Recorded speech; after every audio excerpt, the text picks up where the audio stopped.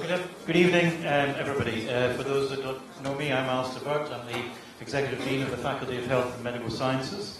I'd like to start by acknowledging the Ghana people, the original custodians of the Adelaide Plains, and the land on which the University of Adelaide's campuses here in North Terrace, Waite, Theberton and Roseworthy are built. So I'm delighted to welcome you to this year's Annual Florey Public Lecture. Thank you for joining us, and it's great to be able to host it in this fabulous building. As probably all of you know, the Annual Florey Lecture is hosted by the Florey Medical Research Foundation, and each year the Foundation invites a distinguished health and medical sciences researcher to Adelaide. And tonight we're going to hear from our esteemed guest speaker, Professor David Hunter. And David's credentials are up on the screen, and you can see that he is the chair of the Institute of Bone and Joint Research and a staff specialist at the Royal North Shore Hospital. He completed his fellowship in rheumatology at the Royal Australian College of Physicians and has a master's in medical sciences and clinical epidemiology from the University of Newcastle, in addition to the other qualifications that there are up there. He is a Florence and Cope Chair of Rheumatology and Professor of Medicine at the University of Sydney. He is an editor of leading international journals in his field, has authored books on osteoarthritis, and has an amazing over 400 publications in peer-reviewed journals. So without further ado, to discuss osteoarthritis, translating research into practice, I'm delighted to welcome and introduce Professor David Hunter. David.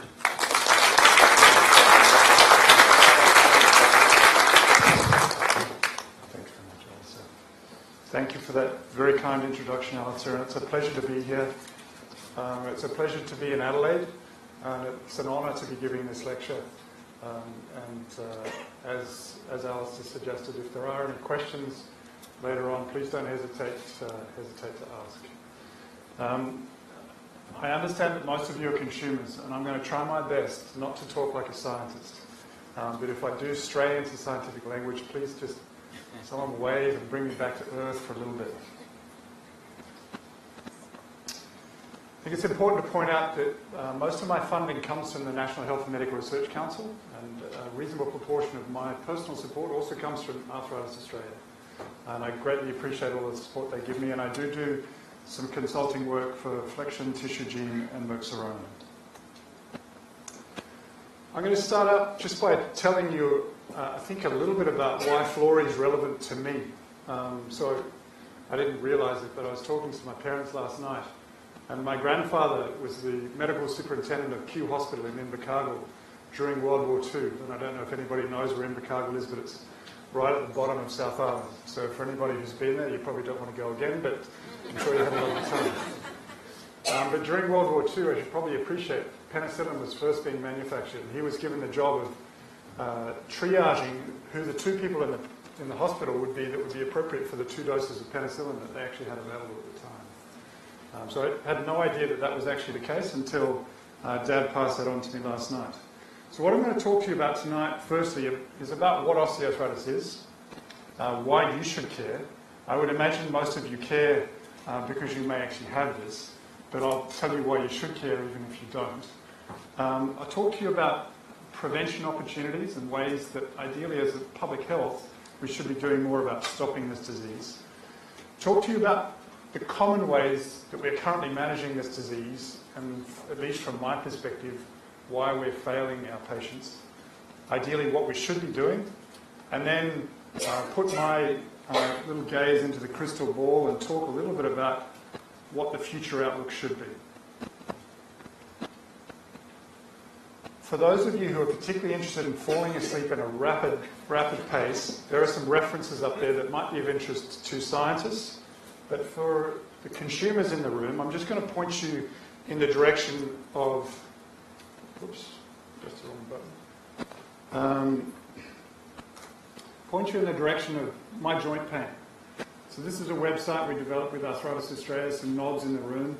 Hopefully some of you are aware of it.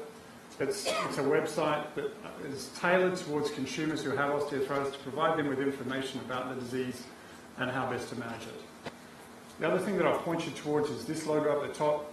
You probably look at it as a little advertisement. So this is the Institute of Bone and Joint Research, in short, IBJR, and we run monthly webinars for consumers to educate them about disease and how best to manage it. So if you Google IBJR, you should find that. All right. Again, I'm not going to do any self-promotion. This guy apparently is no relation of mine, but William Hunter was one of the first anatomists that coined a description of what osteoarthritis is back in the late 1700s. And he described osteoarthritis as an ulceration of cartilage. And once it developed, it was a troublesome thing. So part of what he said is true. And it's troublesome, it's irreversible. But it's not just about cartilage. And so the historic definitions, and for anybody who's learned about osteoarthritis, it's always appeared to be very cartilage-centric. I really want to put that to bed. This is not just about cartilage. And I'm going to belabor that point in a few subsequent slides. It's a disease of the whole joint. So it can affect any of the synovial joint tissue structures, particularly bone, particularly synovium, the lining of the joint, the muscle, the meniscus, the ligaments. So any of the tissues within the joint can be affected by osteoarthritis. But I think it's critical that we conceptualize this as a disease. So it doesn't much matter what structures in the knee are primarily affected. It matters how a person presents, because that is the pain and symptoms that manifest as the disease. So underlying structure is interesting, and I confess to be a bit of a structure junkie. I spend much of my life staring at MRIs. But from a clinical perspective, from a consumer perspective, it's much more important that we think about the manifestations of this as pain and functional limitation. It's not just an irreversible process. Everybody's joint has the capacity for repair. Commonly, medical professionals use the terms degenerative and wear and tear, and they're pejorative and they're really inaccurate. This is a dynamic disease where the catabolic processes overwhelm the joint's innate capacity for repair. And I think it's really important we don't use those terms because they are inaccurate, they're pejorative, and they suggest that this is just an age-related phenomenon. But at least in my clinical practice, the average age of most patients that I see with osteoarthritis is 35. Okay, and they're presenting following joint injury that happened much earlier in their life. So it's not just an age-related process. Cartilage and bone. So again, historically, the definition was very cartilage-centric. But when we think about phylogenetically how we've developed osteoarthritis from an evolutionary perspective, this disease did not start until we had organisms that had bone and cartilage together. So it doesn't exist in creatures like Bruce, who just have a cartilaginous skeleton. You need to have bone in order to generate osteoarthritis. I also want to belabor the point of the importance of mechanical forces within the joint. We know that in addition to needing bone to develop osteoarthritis, you also need compression of the synovial joint structures in order to develop this joint disease. Animals like sloths and bats that hang upside down and by so doing distract their joints are not susceptible to the development of osteoarthritis. Again, highlighting the importance of mechanical forces in the development and evolution of osteoarthritis. And we're continuing to evolve. Now, for many of you, you'll probably be sitting in the lounge room watching a grand final at some point on the weekend and potentially holding a remote control. So part of our evolution, assuming we have evolved from apes, and if there are any evolutionary type people in the room who are fighting against that, I used to give this talk in the southern part of the US, and a lot of people used to get quite upset. But assuming we evolved from simians, one of the things that was part of our evolution is developing an opposable thumb. That opposable thumb is helpful if you want to hold the remote control and do fine motor movements with your hand. But it also puts the joint at a point of susceptibility because of that enhanced motion so that we can actually develop osteoarthritis at the base of the thumb. So yeah, we can hold the remote control, we can do lots of other fine motor things with our thumb and grip, but it also places us susceptible to the development of osteoarthritis at the base of the thumb. And you can see that characterized in a painting here by Velázquez. So this is an old woman frying eggs, and that squaring deformity at the base of her thumb is as a consequence of her having osteoarthritis at the base of the thumb. And we're continuing to evolve as a community, and that's going to have a huge impact on the number of people that have osteoarthritis. So we're becoming more obese, we're becoming older as a community, and there's increasing numbers of people injuring their joints. And this is a sport called rugby, and this is a fellow by the name of Quade Cooper, who was thought to come from New Zealand, but I think he's been disowned. But anybody who doesn't understand rugby probably doesn't get that joke, but that's fine. Anyway, we're continuing to evolve as a community, and in the next 10 to 15 years, we're anticipating that the number of people that have osteoarthritis will double as a function of our scientific and societal evolution. So it's already having a huge impact in our community. I'm going to expand on that in a second, but it's going to have a much bigger impact as a function of those three factors. Okay. Now I'm going to seem like a bad news guy. You're going to look at this slide and think this is wonderful. All right?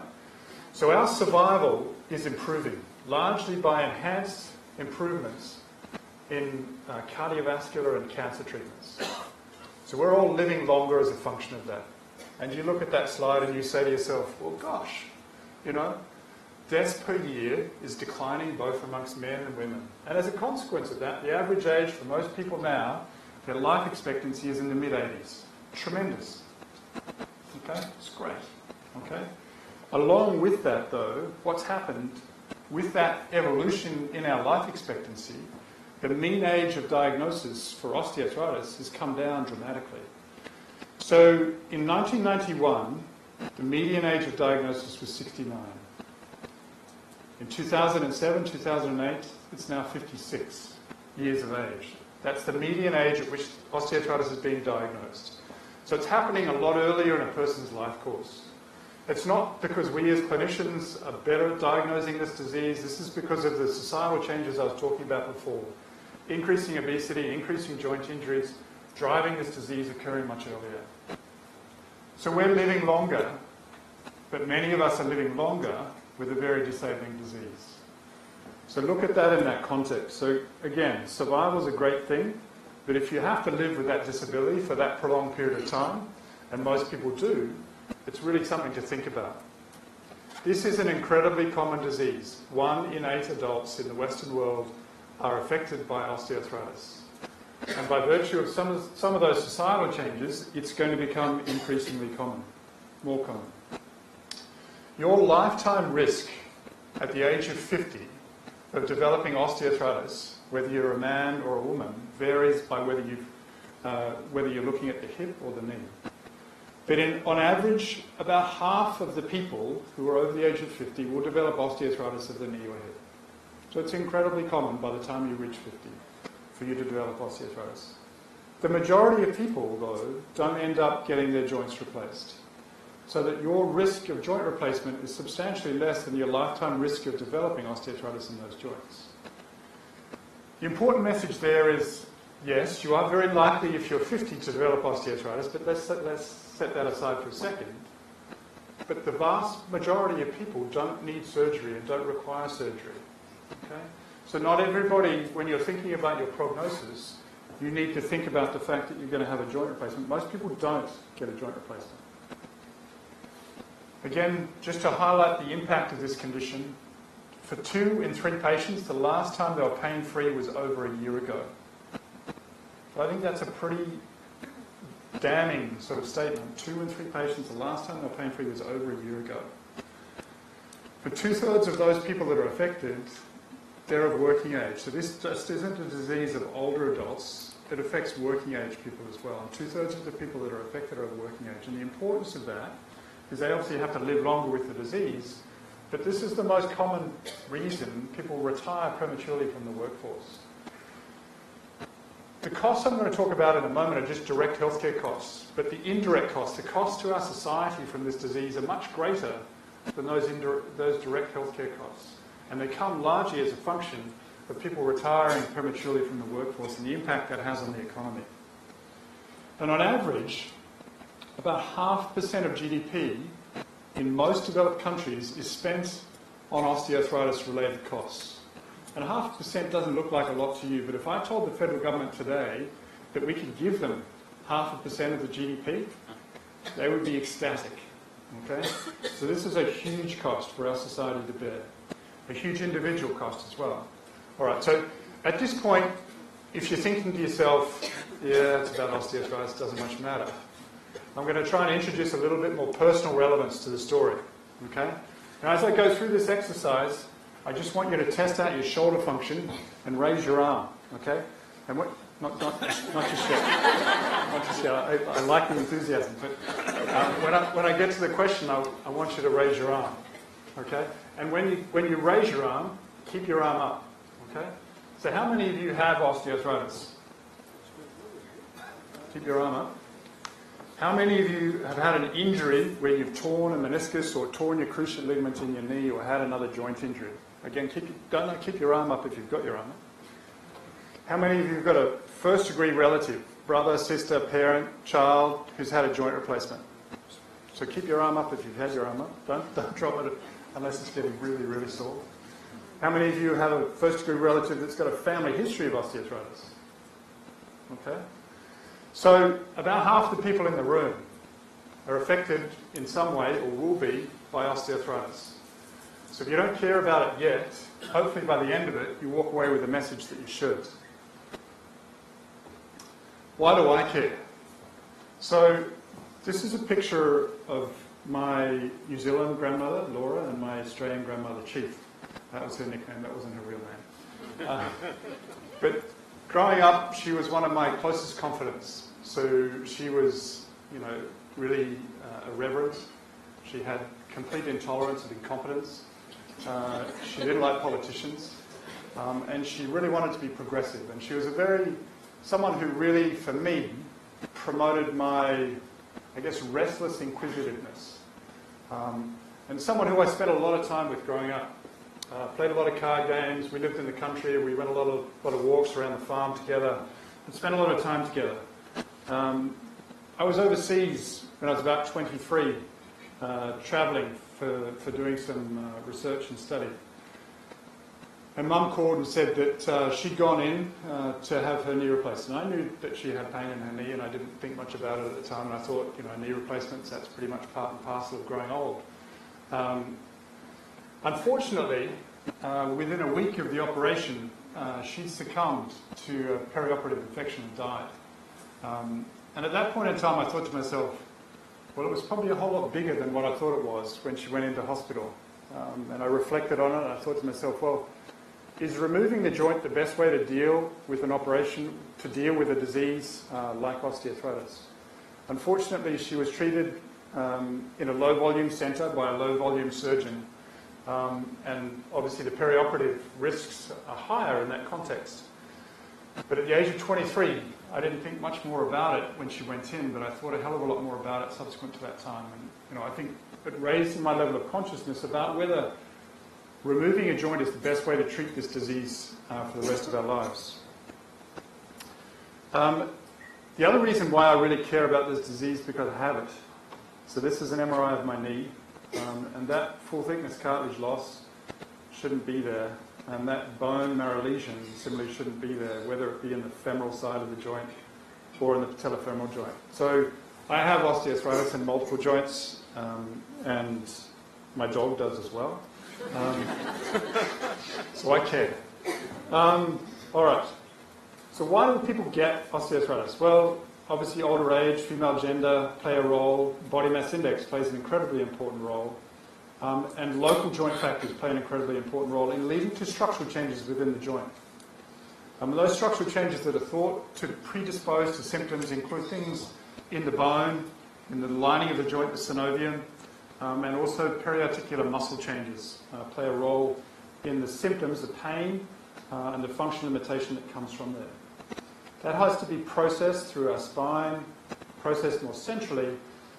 But a person's appreciation of pain and the importance of this slide is that I just want to tell you that what we see here, the structural changes, don't correlate very well with a person's appreciation of symptoms. And a lot of their appreciation of pain has to do with their mental health, depression, anxiety, stress, other psychosocial comorbidities that play an incredibly important role in how symptoms become manifest and their socioeconomic circumstances before it gets manifest as disability. So, I'm going to, again, in the interest of trying to be a little bit provocative, categorise all of the way we currently manage osteoarthritis as what we would otherwise call palliative. So we treat a person with analgesia, and when that doesn't sufficiently work any longer, we replace the joint. And that's typically the way most people who have osteoarthritis are managed. And I think we can do a lot better. Ideally, moving forward, we should be focused much more on preventing the disease and impacting upon its progression. But at this point in time, from a societal perspective and from a community perspective and a public health perspective, we do very little of either, and we focus very much on this. If we look at why people develop osteoarthritis of the knee, the two biggest risk factors are modifiable, meaning we can change them. If we put our heads together and we put our public health dollars together, the two big risk factors, about 45% of a person's risk of developing knee osteoarthritis is because of overweight and obesity. About 15% in women and 25% of men develop knee osteoarthritis because of an injury to their joint. Both of them are eminently modifiable. Our society is changing, and not necessarily always for the better. Okay, so we're becoming increasingly overweight and obese as a community.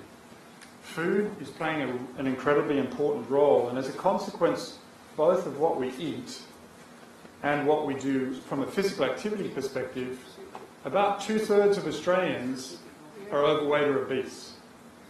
So 2/3 of Australians are overweight or obese. That's increasing, and there doesn't appear to be anything that's stemming the tide at the moment. Again, it's a function of what we eat, and it's also a function of the physical activity we may or may not be doing. Part of that might be the built environment, it might be transport, it might be limitations in access to healthcare and other gym facilities.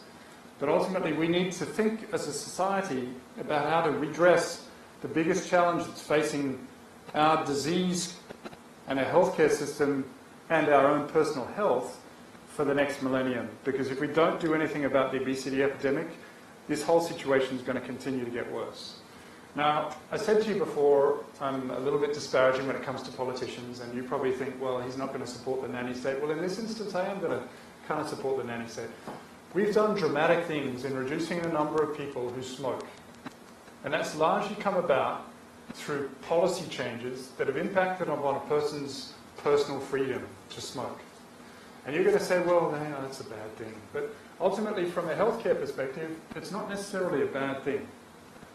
But it's, I guess the point here is it's largely come about through public policy changes. It hasn't come about largely by people undergoing hypnosis or taking much more personal control. It's come about through big policy changes. The latest of which has obviously been changes to packaging. I think for obesity, we probably need to start thinking along similar lines. And I know that's probably going to sound controversial, but if you're a health economist, the way you look at this slide is you say everything below this line is not cost effective. So it costs $84,000 for an adult to participate in Weight Watchers per adjusted quality adjusted life year gained. So anything below that line is not cost effective the way we currently categorise it as such. Okay? This is about here, largely about personal choice options. This is about individuals taking that personal choice and paying for it.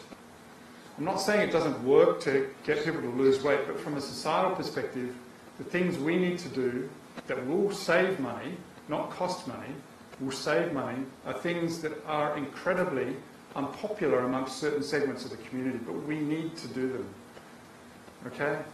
So in addition to taxing unhealthy foods, we probably need to subsidise healthy food options.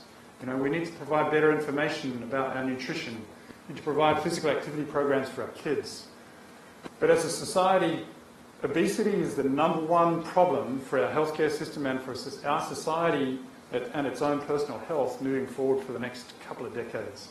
And it doesn't appear to be changing anytime soon. And unless we make some bold policy decisions, it's not going to get any better anytime soon. All right, that one wasn't funny, I guess. All right, next topic, injury. So we're moving away from obesity and talking about the second biggest risk factor, that is of injury. The huge problem that we see here is that every year, about 20,000 Australians tear their cruciate ligament and often tear other things and damage other things in their joint at the same time. More men than women are affected, and the median age at which this is primarily affecting people is people 15 to 24. And I know for many of you this has probably happened to you. And typically the life course after that is within 10 to 15 years, 70% of those people will develop osteoarthritis in that joint, irrespective of whether they have that reconstructed. Reconstruction of the ligament does not make a difference to your long-term risk of developing osteoarthritis in the knee. Okay? What we need to do is to prevent these things from happening. The big sports, there's one here called Australian rules football, which I understand they play down here. Soccer, netball, they're the common sports in Australia where the number of people who are tearing their cruciate ligament appears to be undaunted by most of the neuromuscular prevention training programs. What we need to do is to teach people, it's as simple as this, teach people how to land on their knee properly. Okay, this is wrong, this is right. This is called neuromuscular training prevention. There are programs that are run by FIFA, the FIFA 11 program. The IOC mandates this, the PEP program. Countries around the world that are a lot more progressive than we are, particularly amongst Scandinavia, have disseminated this nationally. They've reduced their knee injury rates by 70%. If we could do that as a community, we would cut our knee osteoarthritis prevalence by about 10% per year going forward. It costs about $1 million a year for the Australian Sports Commission to implement this program. But unfortunately, at this point in time, the federal government is sufficiently myopic that they don't see that as a priority, despite the fact that it will ultimately save them about $100 million a year. Makes a lot of sense? No. Okay. I'm going to now move on and talk about managing osteoarthritis. This is Barbara. Barbara is a 65-year-old grandmother. She has 6 grandchildren. She retired from her work packing shelves in a supermarket about 6 years ago because of her knee osteoarthritis. She is in the obese body mass index category, and she's also got high blood pressure. She presents complaining. The picture doesn't look like that, right? No. It's like I modified the picture. She presented complaining of pain in her knee, and she was treated with an anti-inflammatory, and unfortunately that made her blood pressure worse, and she also got indigestion as a consequence of that. So she came back. At that point in time, the GP referred her to a surgeon who recommended she have an arthroscopy of the knee. And at that point, she came to see me. She didn't end up having the arthroscopy, and you'll see why. The way we currently manage osteoarthritis is palliative, and there's a lot of things we can do to improve the situation, but we all need to band together to make that happen, both from a consumer perspective and a health professional perspective. There's a lot more we can do. This guy was apparently one of the grandfathers of modern medicine, okay? And it was something that he said. That's at least he's quoted to have said. He didn't say it to me. He died before I was born. But ultimately, there's a lot more we can do about osteoarthritis than shuffle it out the back door. If we look at the proportion of patients who are receiving appropriate care, this is the Care Track study that came out in 2012. We're doing pretty well for coronary artery disease, stomach problems, chronic heart failure. But if you look at osteoarthritis, about 40% of people are receiving appropriate care, and I think that's a generous estimate at best. So the vast majority of people are not receiving appropriate care, and by that I mean not care that's not consistent with what guidelines would recommend they receive. So where are we failing, and where could we be doing a lot better as a healthcare system for consumers with osteoarthritis? We don't do very well at asking you about how you're feeling, what your pain is, what your function is. We don't do well in prescribing exercise, diet, assistive devices. We similarly don't do well at prescribing the medications that should help you. We do pretty well at prescribing medications that don't. And we do pretty well at referring you to a surgeon.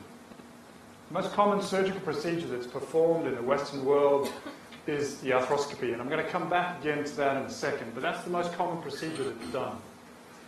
And you're going to see in a minute why that shouldn't be the case. So there's lots of room for improvement. Can physicians help? Definitely, they can help. But our healthcare system is built in such a way that it's not designed to help people with chronic disease management, where we need to change behaviour around sedentariness, weight, exercise. About 42% of patients in 1999 who are obese were recommended by their doctor to lose weight. About 0.7 minutes are spent discussing diet and exercise during an average consultation.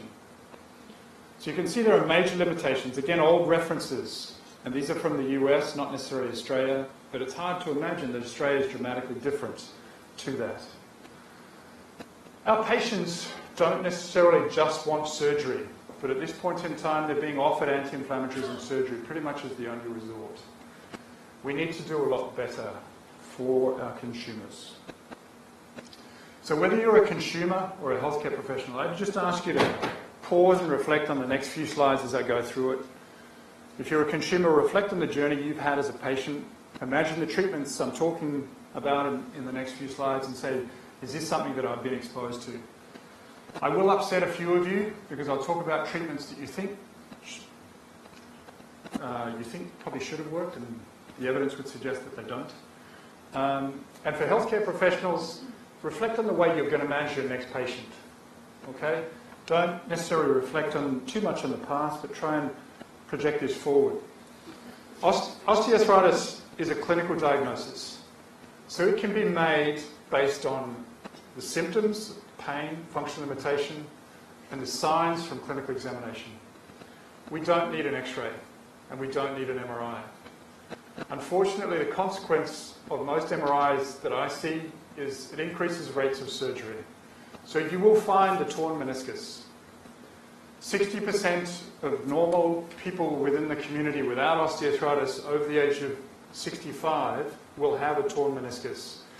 It's part and parcel of maturing. Okay? It doesn't mean that it's a problem. If your knee is locked in one position, sure, it's a problem.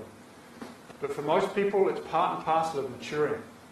If it's torn and you see that on an MRI, don't focus on it. Ideally, you shouldn't have got the MRI, so you wouldn't have focused on it in the first instance. But if you do get the MRI, don't try and focus on it too much. It's really not going to change your management. We're exposed to a lot of treatments that are no better than placebo. And this is a slide that I know is probably going to upset some of you. But whether it be the honeybee venom, the leeches, the copper bracelets, the magnetic bracelets, the glucosamine sulfate, the acupuncture, most of these have good trials to suggest that they're no better than a placebo. Similarly, hyaluronic acid injections and arthroscopy have good trials to suggest they're no better than a comparable placebo. I don't have a huge issue with these because they're relatively cheap and they're safe, most of them. I have huge issues with these because they're neither cheap nor safe. And again, I'll come back to that again in a second. So let's talk about some common medications that are used for the management of osteoarthritis. Typically, until relatively recently, Panadol, Paracetamol was the first-line agent recommended as an analgesic for the management of people with osteoarthritis. How many of you are on regular Paracetamol for your osteoarthritis? Okay. The best current evidence, and it's not to suggest it's not helping you, but the best current evidence would suggest, again, it's no better than a placebo in terms of clinically meaningful change in your symptoms. And it's not as safe as many people were led to believe. So if you take too much of it, it increases risk of gastrointestinal problems, liver problems, and other health conditions. So it's no longer the first-line analgesic recommended in most guidelines. Opioids are prescribed in about 20% of patients that have osteoarthritis. The risks outweigh the benefits. Simple as that. I'm going to belabor the point, but again, if you don't want to listen to the next two slides, just understand the risks outweigh the benefits. This is data from the US, and it looks at overdose deaths related to prescription opioids. These aren't prescription, cocaine and heroin. Between 1999 and 2010. This is opioids, this is cocaine, this is heroin. This is number of deaths in the US related to these various pharmacologic substances. This is a huge problem. Is Australia any better? I don't know. I don't have data from Australia to suggest it's any better, but I don't know that it's necessarily different to what we're seeing there. Every second week, we get horrified by the number of people who are getting shot in the US, and it's appropriate to be completely appalled by the number of people who are dying from gunshot deaths in the US. But if you look at the annual deaths related to guns and the annual deaths related to drug overdoses in the US, you can see that there's a big problem at the bottom of this slide that no one is even talking about. This is largely illicit and recreational use of prescribed substances, particularly opioids. It's a huge problem. We shouldn't be prescribing it for osteoarthritis or back pain in the first instance, but that is where the majority of prescriptions are happening. Injections. So visco supplements, otherwise known as hyaluronic acid injections, probably the most common one that's done in Australia is a product called Synvisc. I would imagine for some of you, you've probably had it. The best evidence would suggest that there's no clinically meaningful benefit over a salt water injection into your knee. Okay? We don't typically prescribe salt water injections. It's not something we regularly do. But in addition to the cost associated with this injection, there is a real risk of harm, that of a painful effusion or an infection. Corticosteroids are something that's widely practiced. There is good evidence to suggest they provide a short-lived benefit, a mean of 2 to 4 weeks of symptom improvement. The disease duration for the average patient that has osteoarthritis is 27 years. I don't use intraarticular steroids in my practice because to me there's a whole lot of better things that I want patients to be doing than get the 2 to 4 weeks for the next 27 years. And there's a really interesting trial that's come out relatively recently suggesting that repeat injection may predispose the cartilage to joint damage. So bear in mind that it might provide you a short-term benefit, but it does increase your risk of infection. All right, you're going to look at this slide and you say, David, it's just a bar graph, don't get upset, okay? But I look at that bar graph and I get incredibly upset because it's a statement about how our healthcare system is failing our patients. So this is a program we set up with the Agency of Clinical Innovation in New South Wales Health in Australia called the Osteoarthritis Chronic Care Program. And we initially targeted people who are on the wait list for a knee or a hip replacement. The overwhelming majority, about 2/3 of patients who get onto a wait list for a knee or hip replacement have not had any, none, conservative, non-operative treatment before they get on a wait list for a joint replacement. To me, that's a failure of the way we're providing healthcare for osteoarthritis. About 2/3 of patients can see a surgeon, get on a wait list to have a major procedure, but not had anything appropriate done before they get there. Arthroscopy. I'm going to spend a couple of slides on here because it's a big problem in South Australia. And if there are any surgeons in the room, I'm going to apologise in advance because I'm probably going to upset you. But if we look at clinical care variation amongst states, the rates of arthroscopy amongst South Australia are far outstrip most other states. And it may be changing, I don't know, but the rates of arthroscopy are still high in most states within Australia. The best current evidence would suggest arthroscopy for knee osteoarthritis does not provide a clinically meaningful benefit over and above sham, over and above physiotherapy. So I can wheel you into the anaesthetic bay, I can put you to sleep, I can make a little nick in the front of your knee and make you believe that you've had an arthroscopy, and your outcome is as good as the real thing, okay? At 2 years. Why do we continue to do this? It's about the rates are decreasing, and that's in large part by virtue of the Australian Orthopaedic Association, the Australian Knee Society, the position statement, the education that's happening about the fact that arthroscopy does not provide meaningful benefit. But every year still, about 50,000 Australians are having an arthroscopy of their knee for osteoarthritis. It costs our healthcare system about $500 million. And if it was being done for clinical need, the rates would be the same in the public system as they are in the private system. But the rates are 2 to 3 times higher if you can afford to pay. There are real adverse outcomes. Clots in the leg, pulmonary embolus, risk of death. It increases your rate of progression of osteoarthritis, and it shortens time to joint replacement. We're still doing 50,000 of these a year. Does it look like it's sensible? Why is it happening? Well, I think there's still a community perception that a scope will help them. The MRI is a problem. The MRI is picking up meniscal tears. We shouldn't be doing the MRIs in the first place, but if it picks up a meniscal tear, you're going to be worried about it, and that's going to drive you off to see the surgeon. If a GP refers you to the surgeon and no better alternative is provided, then you may well have that surgery. And then the last point, it might seem like I'm a little bit cynical, but those who receive income from this procedure are the ones who are determining whether you get it or not. And that appears to drive up rates of surgery amongst those that can afford to pay. All right, so that's the bad story. So where should we be going with regards to management of osteoarthritis? Again, reflect on those last slides, but ideally, project it forward. Look at the ways we can improve this. If you're a healthcare professional, think about the next patient coming through the door. If you're a consumer that's got osteoarthritis, think about the way you could improve the management, particularly the self-management of osteoarthritis. These are the Osteoarthritis Research Society guidelines, the international guidelines that we brought out in 2014, and they outline the core treatments for osteoarthritis. And this is ideally what everybody who has osteoarthritis should be getting. Land-based exercise, if you're overweight or obese, weight management, strength training of the muscles around the joint, water-based exercise, and in particular, self-management education about the disease, its prognosis, and the treatments that are available to you. They're the core treatments.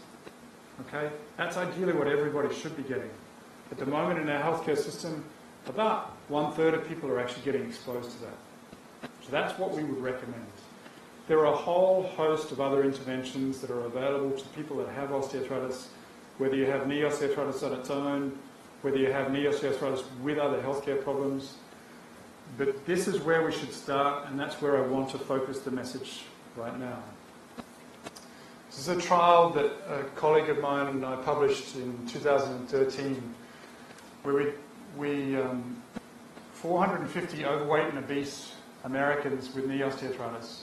We got them to lose 10% of their weight through diet and exercise over the course of an 18-month intervention. So it can be done. You know, weight loss is often thought as the impossible challenge for many people that have osteoarthritis, but we got them to lose 10% of their weight. With that 10% weight loss, their symptoms improved by 50%. So if I put that in the context of the average anti-inflammatory, the average anti-inflammatory improves your symptoms by about 25 to 30%.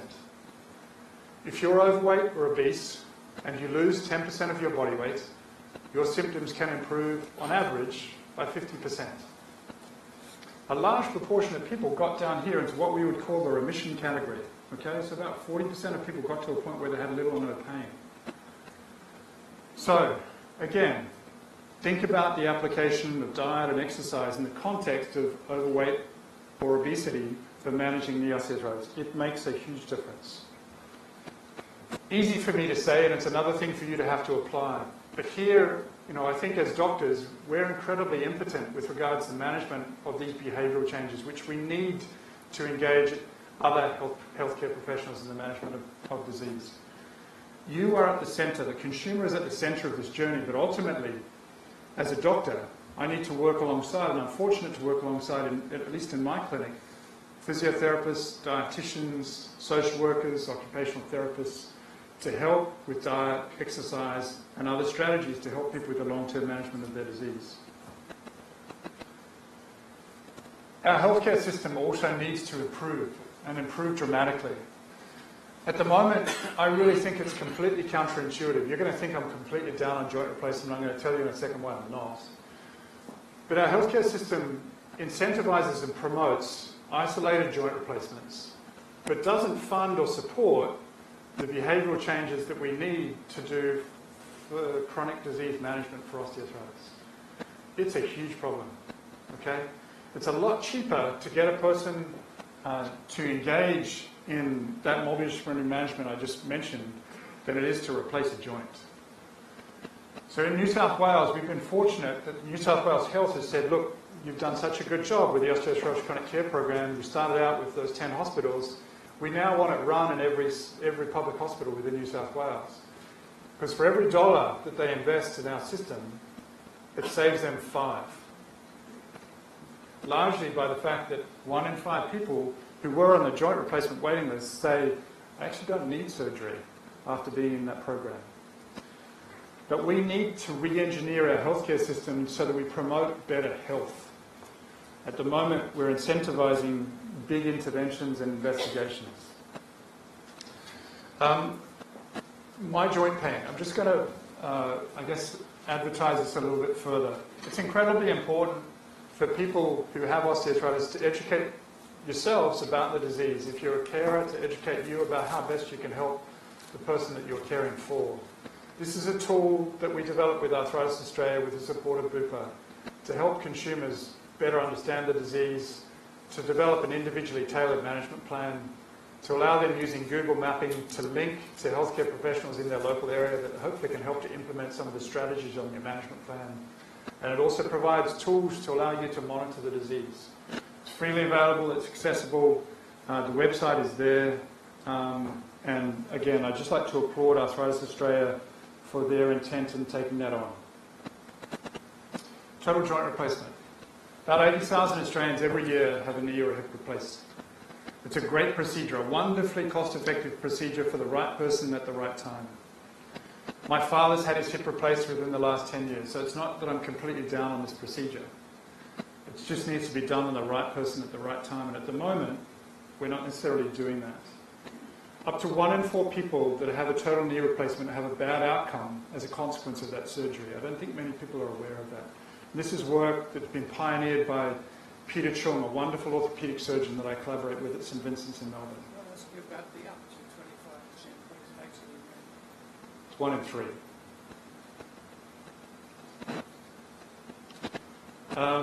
The importance of shared decision making has been highlighted again by Peter Chung and his colleague Michelle Dowsey.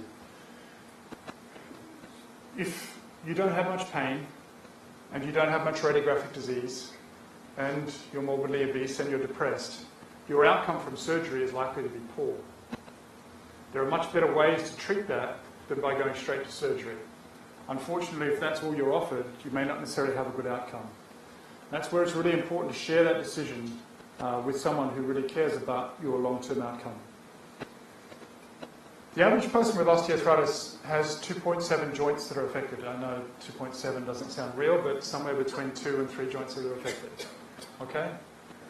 If we replace one of them, it doesn't necessarily help the other 1 or 2 that's primarily affected, because typically there's no change in a person's physical activity after the operation, and more often than not, patients gain weight after they've had a joint replacement.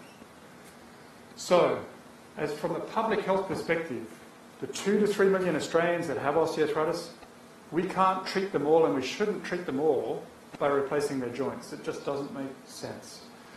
Again, it's cost effective and it's a great procedure for the right patient at the right time.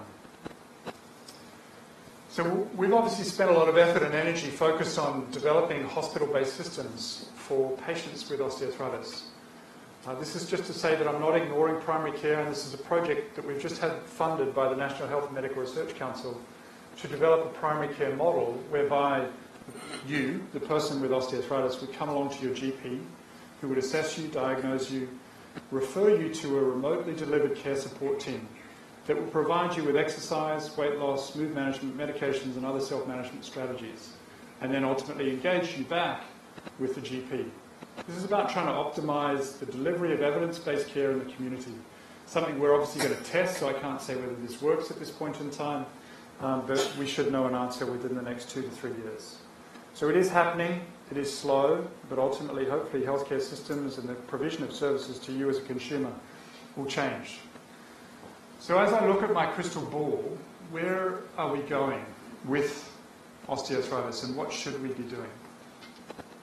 So recently, we were fortunate enough to host the Osteoarthritis Summit in Sydney, and the top 3 research priority areas that were identified were treatment adherence and behaviour change, so essentially trying to get people's behaviour to change much better longer term and to get them to stick to treatment.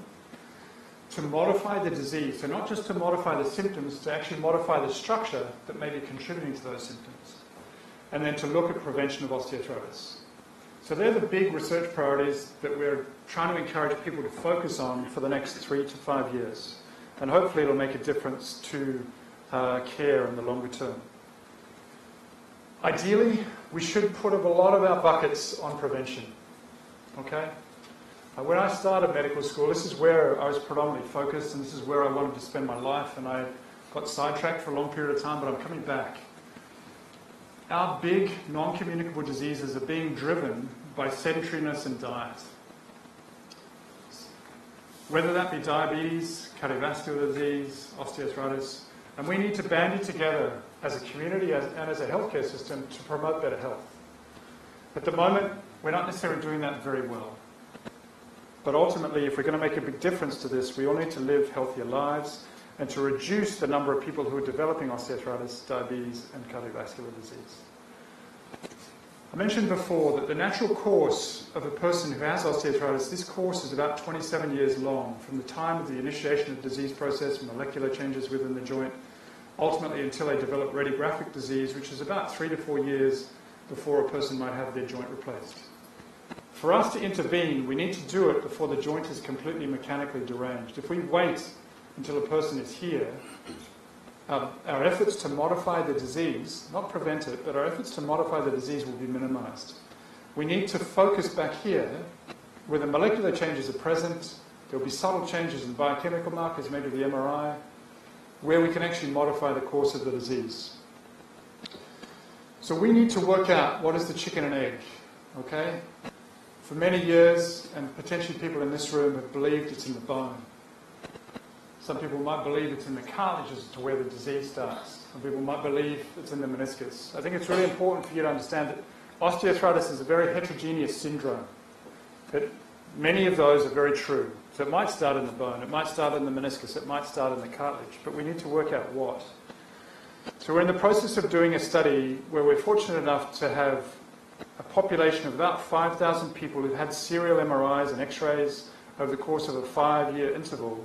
And we're going to track their MRIs 5 years back from when they've developed osteoarthritis to try to identify what structure changes first. Is it in the bone? Is it in the cartilage? Is it an inflammatory change within the joint? Or is it a change in the meniscus? So that ultimately we can better target our therapies to those people who are much more likely to be responsive to that. And that, hopefully, will provide an avenue into what the whole arena of disease modification. So disease modification is the modification both of the structure and of the symptoms. There are many different agents that are currently being tested to do that, targeting many different tissues within the joint. Some are close to being licensed and available in the US, so it's not too far away.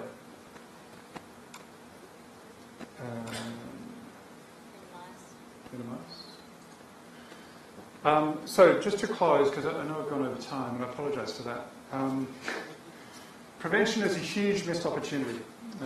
Disease management can be improved by moving towards chronic disease management, focused in particular on exercise and weight loss.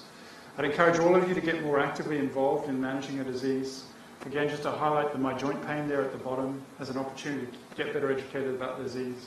For those of you who are particularly passionate about doing more physical activity and promoting awareness and its importance for musculoskeletal disease, there's this Octobones, which is starting next month.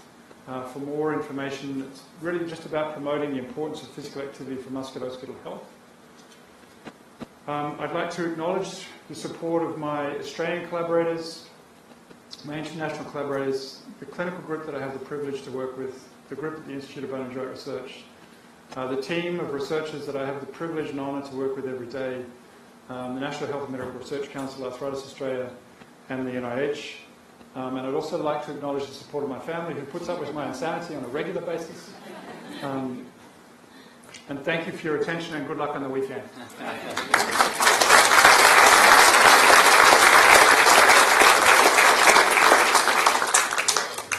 Thank you, David, for a fabulous presentation. Very stimulating, controversial in areas. I will seek questions from the audience in a moment, perhaps with the exception of any orthopaedic surgeons. But first, can I ask about the sports injuries? You focused on the importance of what sounds really like acute injury. What about chronic injury with persistent running and so on? Is that a problem? Yeah. So I think there's a common community perception that our joint only has so many steps that it can take in its lifetime. And that's wrong. So if you participate in a sport and you haven't injured your joint, you're not at increased risk of developing osteoarthritis. If you're a marathon runner, there is a slight increased risk. But for recreational runners, most normal people who participate in sport who don't injure their joint, it's probably actually protective. Okay? If that group of people who participate in regular physical activity, including running, are compared to people who are sedentary, the risks among people who are sedentary are 3 to 4 times higher if you're developing osteoarthritis in the joint. So the community perception that your joint only has so many steps in a lifetime is really inaccurate, and I'd really encourage all of you to be more physically active. Thank you. Questions? Yeah.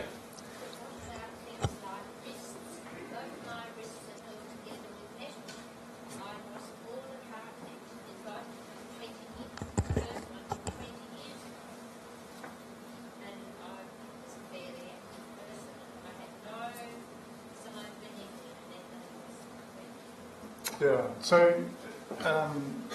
I guess the question was about, for those of you who may not have heard it, was about risks, and loss of cartilage, and this happened about 20 years ago. And I'd love to chat to you more about it, because it's unusual for a person with osteoarthritis to manifest in the wrists in the first instance, and it smells like it might have been another problem, whether it be a crystal disease, an inflammatory arthritis. And I'd love to chat to you more about it if I can. But osteoarthritis characteristically it can affect the wrists, but it's uncommon for it to affect the wrist to that extent and severity in the absence of other joints being particularly affected. Yeah. Next question.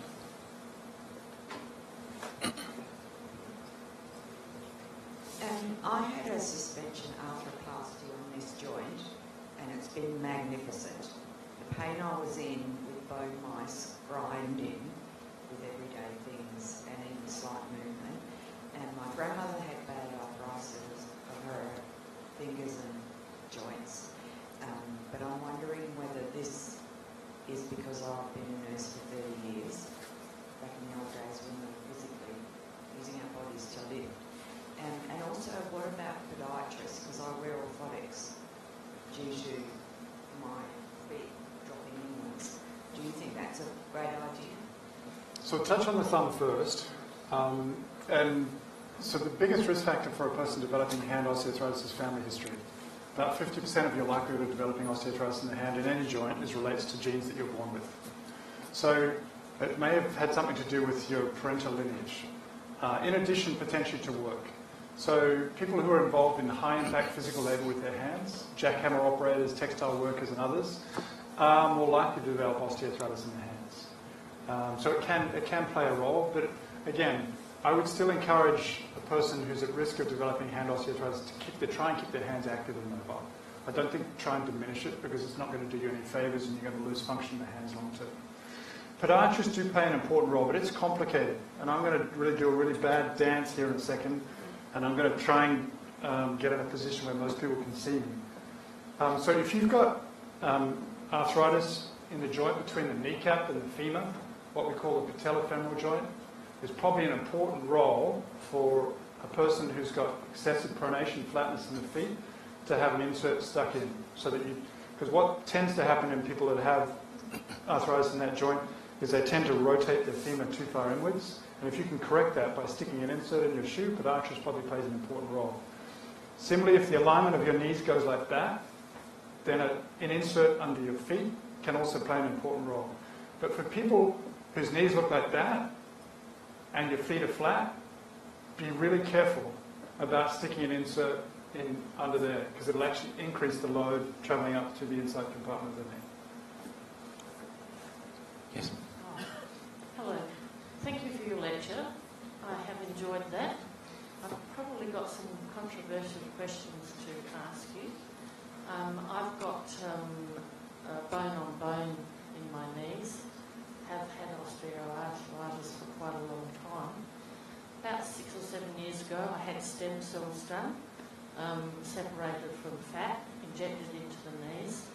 It got rid of the pain in all my joints, and it stopped the pain for a while. Then I had some chemotherapy for another problem, and it seemed to kill all the stem cells, and I could hardly walk again. Then I had some more stem cells done, and it didn't work quite as well. And now I do all the things you say. I walk up hills, I swim 1 kilometre a day, I watch my diet, I do all the things you say. I'm sort of at a little bit of an impasse. I don't know whether to maybe try the stem cells again, I know that it's a private treatment and it's very expensive and it hasn't got the research at the university level. Or whether I go to knee replacement. So I'm not going to be able to answer your question directly because I don't know you. And again, like the other lady I spoke to a moment ago, I'd love to talk to you more and spend some time with you and get to know your problem. There are lots of options available to a person that's got osteoarthritis. It sounds like you've explored a few and probably explored a lot for you. But I guess things I would think about before even thinking about stem cells would be braces, orthotics. There are a few medications that are quite helpful. Spending time with a physiotherapist and exercise. So I'd love to talk to you more about it. Stem cells. You brought it up, so I'm just going to touch upon it for a second. So we did a small trial about 3 or 4 years ago, where we randomised 20 people to stem cells that were harvested at liposuction compared to salt water injections. 20 people had the salt water injections. At 3 months, 6 months, and a year, we couldn't tell a difference in symptoms, biochemical markers, MRI between the two groups. I don't think it's a dead treatment. Okay, I've just submitted a grant to see if we can actually do a stem cell trial of an appropriate dose of an appropriate harvested population of stem cells. But for me, right now, the science is not at a point where we can go out and say, go and do it at $10,000 a shot. Okay, I just think at this point in time, there's a lot of people who are being taken advantage of. Yes, I think if you don't mind, I think we're running short of time. One last question from the back. I am a physician. I fully agree with the main message that you've given, but you didn't touch on one thing which I've always found puzzling in osteoarthritis, and that is, why is it that there are people who don't have the clear risk factors you talked about, either sports injuries or obesity, who can still sometimes have devastating osteoarthritis, and why is it that even among the obese, one person is in dire straits, the other person isn't? It suggests that there is an intrinsic, perhaps, difference in cartilage.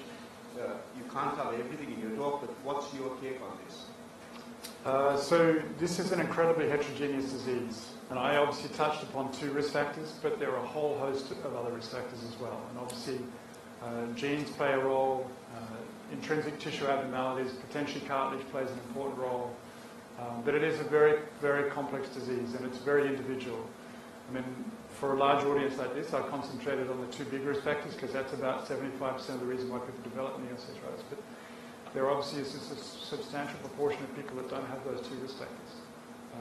And the clear understanding as to what those risk factors are in that other 25% is not very clear. I mean, if we look at the genes that are responsible, that have been discovered and found to have an increased risk of osteoarthritis, the absolute risk associated with individual genes is about 1.1. It's really not exciting, and so it's a very for those people who are developing it as a consequence of genetic abnormalities, it's a very small proportion of people that actually have osteoarthritis, at least in the knee. For the hip and hand, probably a different story. So I'm sorry, we're going to have to wrap it up there. It sounds like we could have questions for the rest of the evening. Look, I think everyone here will agree with me that we've been treated to an outstanding presentation this evening. You've tackled evidence-based rheumatology and pitched it just at the right level for the audience, and I can see that people will be going away very happy this evening. I think it's demonstrated that you are a perfect a choice for this year's, the 2017 Florey Lecture. So thank you very much. We've got a very small...